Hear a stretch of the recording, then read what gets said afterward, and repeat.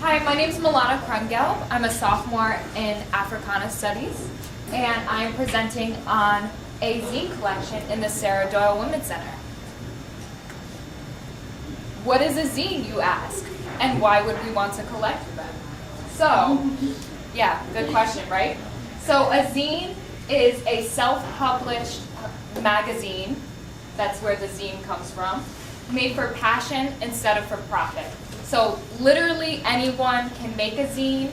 Some of the zines that are going to be in the collection that we actually just got donated are made by Space, the student group that does workshops with people who are incarcerated, and they have literally nothing to make these zines with, so anyone can make a zine, and they can be about literally anything as well. So if there isn't a zine out there that exists on the topic that you want, that means you should make one.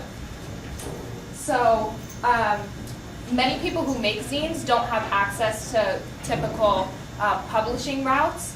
So many marginalized voices that aren't typically expressed through mainstream publishing end up in these zines. And that is one of the reasons why I wanted to start this collection.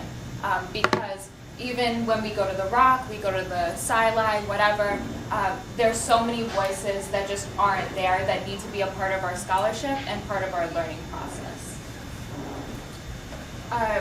And these zines also, they often go out of print for forever, and then you lose those important voices that should be cherished. So that's why we need to archive them and have a collection. There you go. So, what are the steps? So right now I'm in the purchasing, cataloging, and networking phase.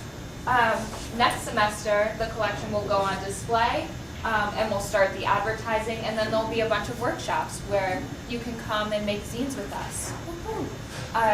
And there'll be some on zines in self-care, zines in queer studies, and there are a few others that I'm planning out, but those are the two that will definitely be there. Oh, actually, could you go back for a second? This picture in the corner is actually of Vassar's zine library collection, and those holders are some of the ones that we have. So that's what it will look like. It's just not set up yet. So this is an order we just got. Right now we have over 300 zines, which is incredible. Woo! Go ahead. So here are some zines that we actually have. This one, there's a cool story behind this. Sorry, Randy, I'm going to say it.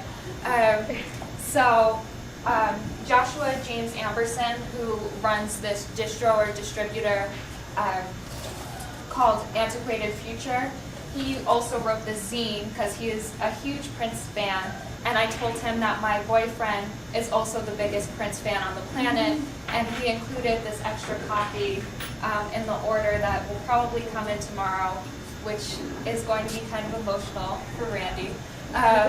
Sorry to put you on the spot, but I think that the reason I put that in here is to show how zines can also make really wonderful bonds and connections. And there's a really big community around zine making and zine culture. There's zine fests all over the country and all over the world, and I'm just getting introduced to this wonderful community, and it's so welcoming, and I really want to introduce more students to that. And there are a lot of zine makers in the Providence community as well who have donated their zines and want to donate their time, so it's a good way to network.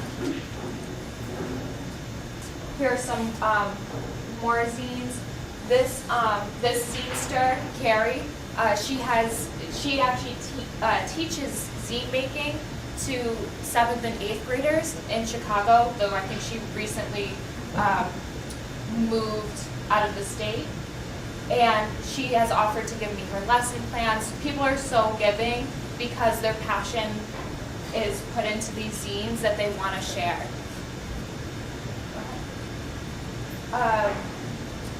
This zine in the middle should be people's Bible. It's wonderful. And I just wanted to show how there's such an array of zines. You can really find anything. If you have friends who ain't woke, send them over to the Sarah Doyle. You know what I'm talking about. Okay, go ahead. So, why do we need this grant? So, some of the typing messed up. But anyway, so archiving is really, really expensive for no good reason. Basically, some companies like to charge little fledgling librarians like myself too much money.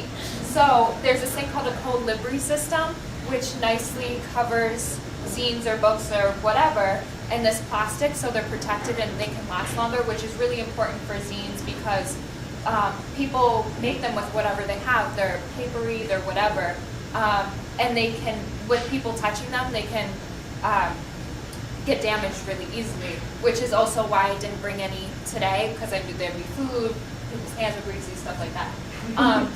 But that system is like $1,300, but the Sarah Doyle is willing to pay for part of it, so some of the money from this grant could go towards that system. Archival storage boxes we need more of. I have some money put away, we still need more because we're 300 zines and growing. Buying more zines, there are some examples there that I definitely want to buy. Also advertising. Advertising is really important. If you're here, even if you don't vote for me, though you should, please just spread the word, because advertising is also really money and time intensive, and that's where some of this grant money will go as well.